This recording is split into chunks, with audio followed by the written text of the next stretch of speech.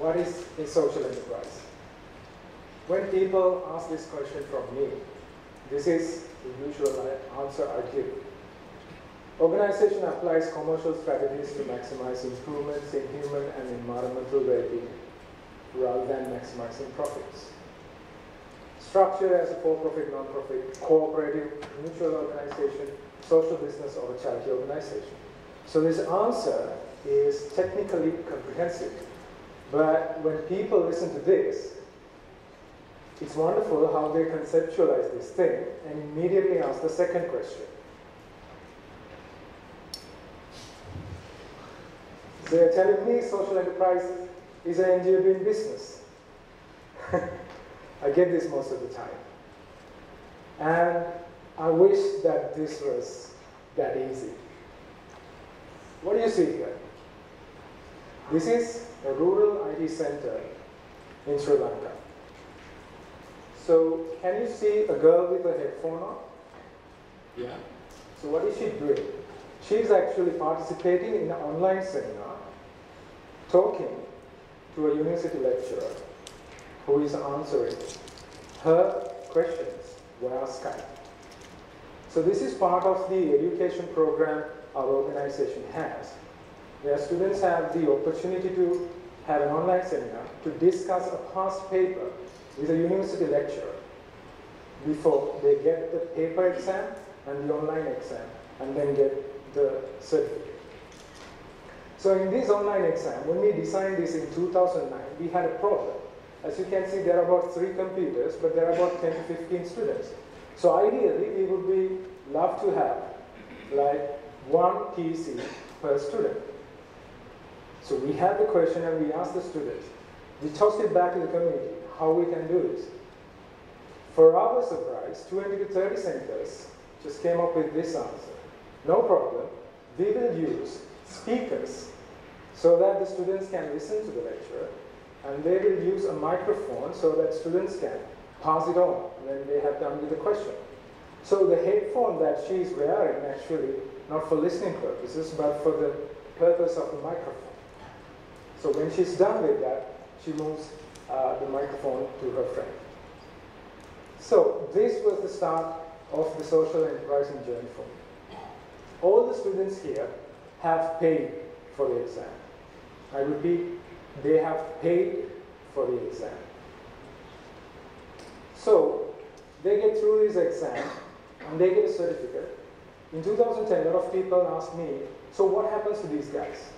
Do you provide jobs for them? What is your plan with them? So at that time I had no answers, but I said just give them an opportunity to have the basic IT education in English so that they have confidence in speaking English and application of IT so that they can have the confidence to move forward.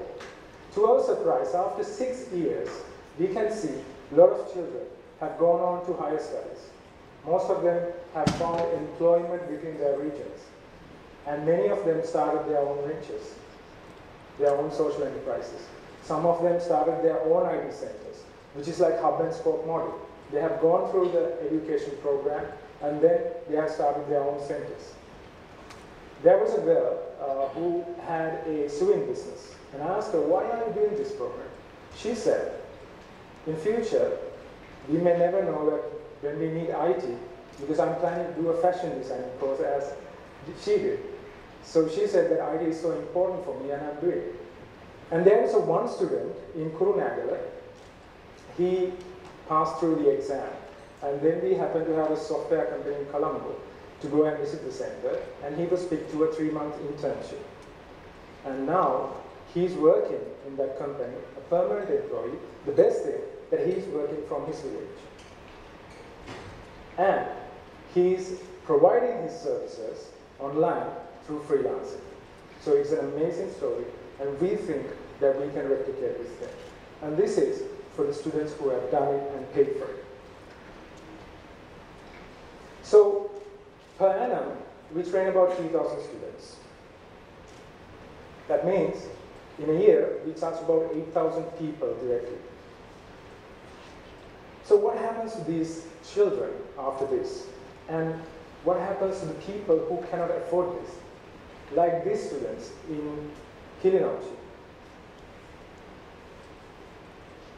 In Capitol Lab, they have very few resources. The 3 computers here are P3 or P4 machines, barely enough.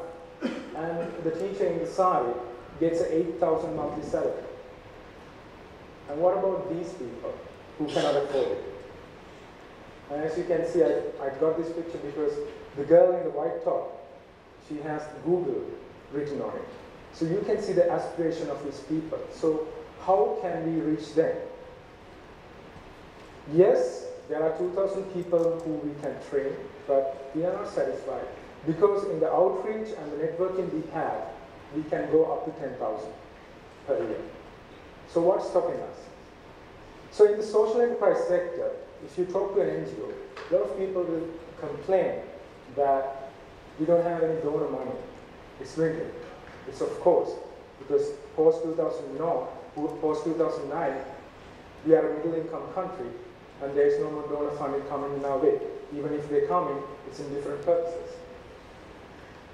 But looking at the CSR, which is corporate social responsibility, it is a 5 billion rupees sector.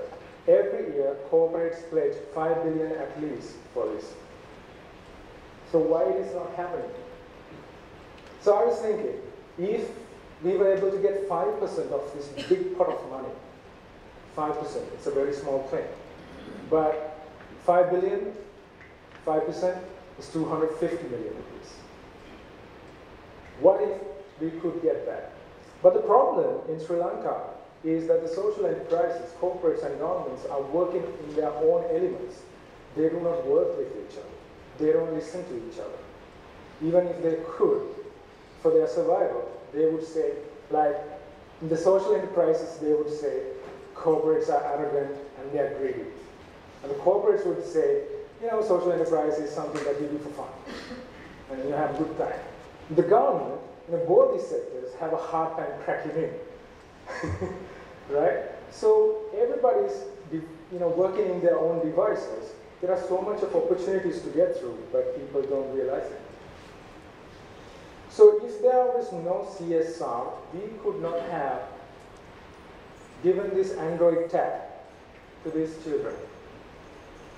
We could not have trained these teachers, young teachers in rural villages to educate themselves about how to use a tab ethically without misusing it, and how to use these tabs to educate the students on education and on small business entrepreneurs to how to reach foreign markets. So they were confident in getting the tab and educating rural communities. This is one example. A summer observation campaign can be where you get parents, teachers, principals, ground services, police officers all coming to one workshop and see that students are using this Android phone on an augmented reality app, and they are searching for the sky charts. And people understood that this can elevate the education of a child. So people get out of that fear of, technology and internet is bad for my kids. These children are using tabs on Tomcat, Speaking Cat, kind of, I don't know, these applications. They have downloaded themselves in the App Store because we allowed them to experiment. And they are pronouncing English. They are looking at the grammar and writing skills. Amazing. One of the best achievements in my life is that this was taken up in the United Nations Information Economy Report 2012, where Sri Lanka was one of the 6 countries to be featured out of all the 190 countries. And other 6 being BRIC countries, Brazil, Russia, India, China, and the other was South Korea, and the 6th was Sri Lanka. Out of that, this was featured as a best case study. And these kids have just come out of IT and English education system, and they are ready to take on the world. On small business aspect, we have given phones to enterprise promotion officers of sub-border microfinance divisions. They have gone around the village talking to small businesses about how to put their stuff online. In one example, they have put coir brushes online. And we guided them to have their own community Facebook page. They have put magical thing in that comment. That's the mobile number. And so we started sharing within our networks. One fine day, export manager of a conglomerate has set his eyes on this, and they had a meeting. And now what happens? That community gets 1.5 million rupees worth of orders each month. Previously, this square brush was sold at 75 cents. Now this company is giving them 150 rupees, 100% price increase. And finally, the previous buyer is now willing to buy at 150 rupees. So what is stopping us? Social enterprises, corporates, and governments. Why that, the usual corporation, it's not going to be there? Because there is a lot of change happening. We should understand each other's strengths and be aligned to it. Social enterprises should align to corporates because corporates have the know-how. They have the real smart people. They are working with the return on investment. They are looking for monitoring reports that is worthwhile. So social enterprises should focus into that and be aligned with that. In the governments, they have a vision of creating Sri Lanka as a knowledge hub. Right? They have a mandate to train English and IT. So if corporates can come and say that we can train this much of students, right, on 3 to 5 years scale, not just pilot programs, 3 to 5 years of engagement, government would say, hell yes, we will give that visibility that you need. And imagine as a country how much stuff we can do. So if that is available, we could train a lot of enterprise formation officers on how to use IT to get the businesses online. We could train a lot of NGOs to let them know how technology can benefit and how technology can get more services into their beneficiaries. We did a workshop for about 50 NGOs in the country, taking 80 NGO employees. To our surprise, they use minimal IT so that they can reach more beneficiaries. I'm not talking about using email. I'm talking about using IT to reach your community. Very minimal. You were surprised. So what if we are able to give that training to these employees who are passionate? Some of them have 20 years of experience in disabled, working with disabled people. How can you replicate that? Do you think corporates with so much of budgets can have that knowledge in-house? No. Governments would have that kind of infrastructure to promote that? No. So, in order for that to happen, there should be collaboration. There are a lot of forums happening in Sri Lanka. I understand that British Council also held Futures Forum. And then we have a lot of columns in newspapers with the name. But the problem is that this 5 billion is spent annually. And a lot of programs, it's just 1-year programs, and the community is left without. Where's the sustainability in it? So if I'm seen as greedy for 5%, that is 250 million rupees. It's so much for us. So if I train 2,000 students in our organization, 250 million means that we can train 20,000 people. And even if we take 5% out, 95% means another 5 billion. Right? Imagine what we can do with other social enterprises, other NGOs, what they can do for people with disabilities. So this is where we stand out. I want you to remember this picture. This is where the magic happens. Where this orange section. If people come together, because social enterprises, corporates, governments, all are people who are yearning to help people. So if we can have this conversation moving on, I think we can do wonders. So that is what we are envisioning, a smart future together. Thank you so much.